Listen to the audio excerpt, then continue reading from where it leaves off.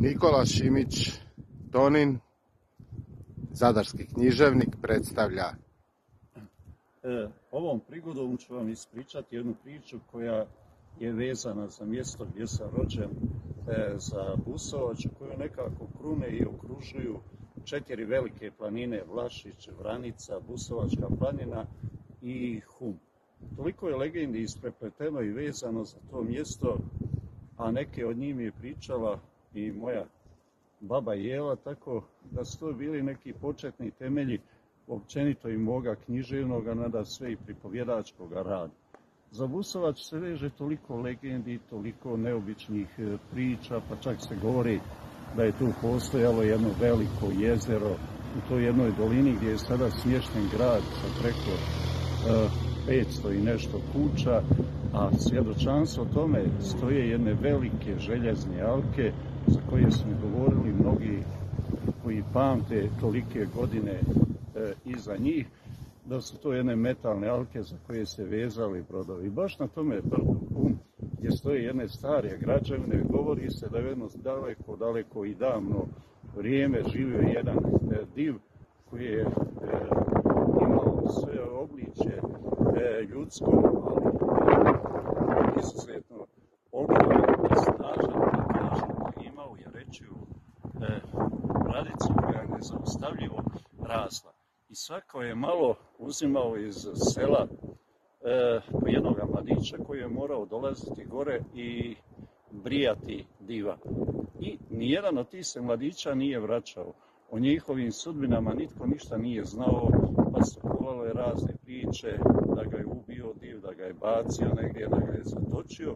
Jednoga dana došao je red na jednog mladića da on ide brijati diva. Njegova majka, koji je on bio sin jedinac, dosjetla se i izmusla je iz svoje sise majčino mlijekovu tijesto i zamijesila jedan kruh. I rekla sinu kada dođe kod diva da ga ponudi ti divnu slast koju kruh.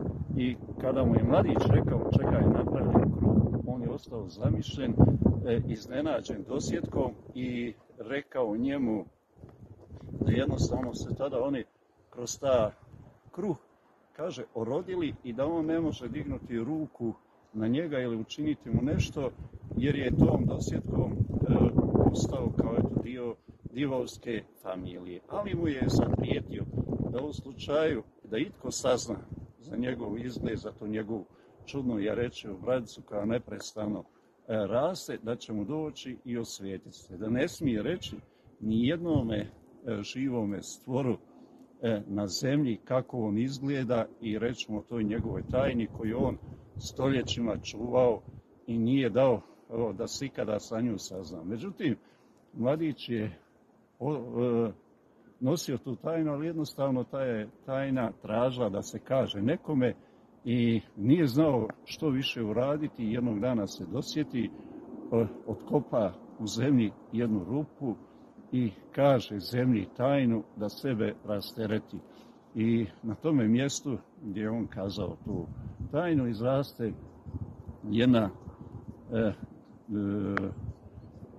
vrba od koje su pastiri napravili sviralu i kada su počeli svirati na nju i svirale je progovaralo div ima jareče braci, div ima jareče braci. I kako nije rekao živome stvorenju tu njegovu tajnu, div nije ništa mogao mladiću. Ali kako je se znalo za tu tajnu i kako je se znalo za njega, div je nestao i više nikada se nije pojavio u tome mjestu.